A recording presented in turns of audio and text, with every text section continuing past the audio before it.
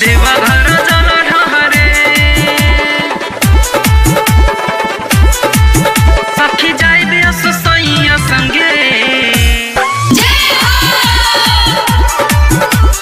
देवघर जल ढहरे डीजे मनीष रक्सौल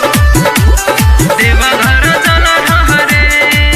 सखी जाइबे ससैया संगे देवघर जल ढहरे देवघर जल ढहरे सखी जाइबे ससैया संगे देवघर जल ढहरे बड़ी तरसत रहे मोर मन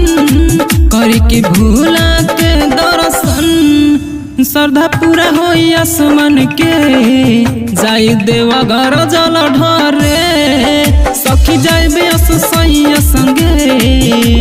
देवघर जल ढहरे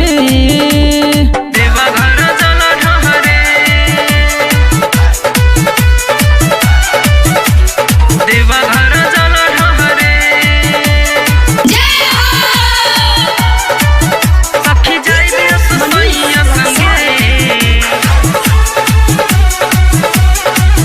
सखी ढेर दिन से कैले रही इंतजार आसमानवा के सपना होई पूरा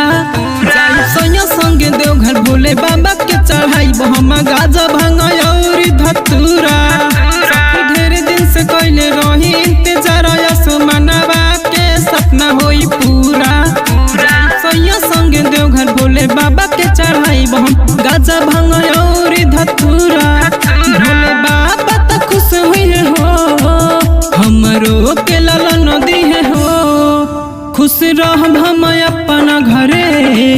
जाई देवघर जल ढहरे सखी जाइबे ससैया संगे देवघर जल ढहरे देवघर जल ढहरे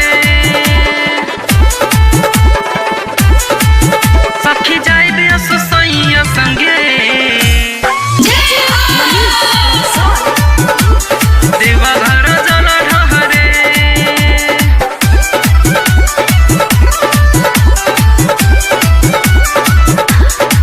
मिथले सर्वर देले बाड़े सखी फोन करके हमारा ये बतिया के खबर हम जाते बाड़े देवघर सुनी जी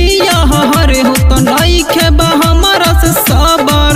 मिथले सर्वर देले बाड़े सखी फोन करके हमारा ये बतिया के खबर हम जाते बाड़े देवघर सुनी जी हरे हो तो नहीं खेबा हमारा से सबर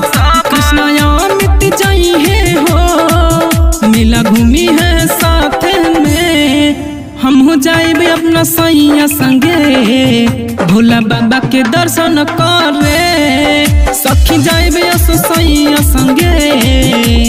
देवघर